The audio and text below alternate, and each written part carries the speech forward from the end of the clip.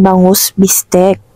Nilagay ko lang sa ibabaw ang ating garnish na pinrito.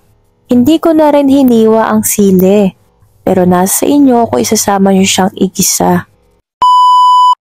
Hi guys, it's me, your Tita Laika. Welcome back to my channel.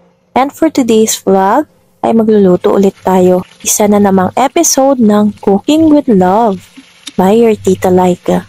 Tita Laika.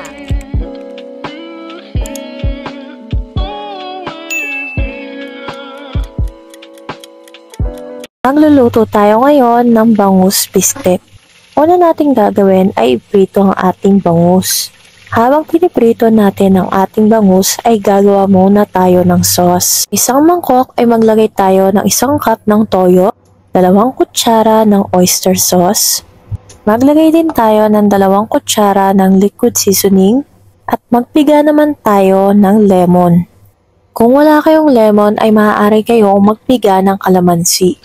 Nasa tansya ko ay nasa 8 hanggang 10 piraso na kalamansi ang maaari nyong ilagay.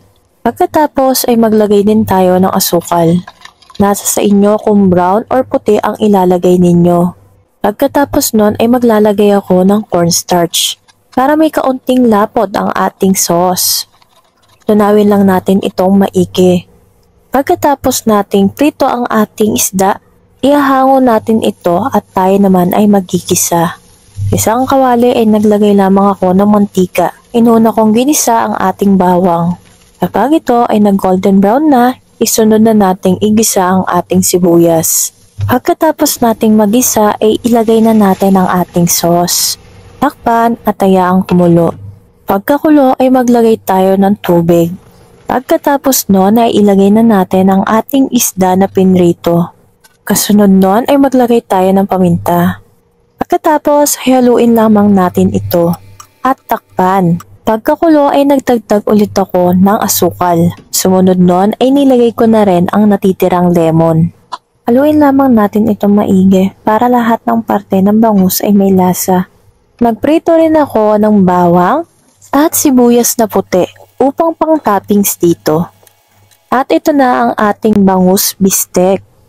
Nilagay ko lang sa ibabaw ang ating garnish na pinrito. Hindi ko na rin hiniwa ang sili, pero nasa inyo kung isasama nyo siyang igisa. Don't forget to like, share, and comment. Comment nyo rin kung taga saan kayo para malaman ko kung hanggang saan umabot ang ating video na ito.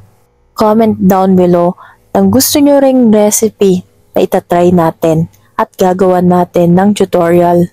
Thank you for watching guys and see you next vlog. Bye! Thanks for watching. Share. Don't forget to like, comment and subscribe. See you next vlog.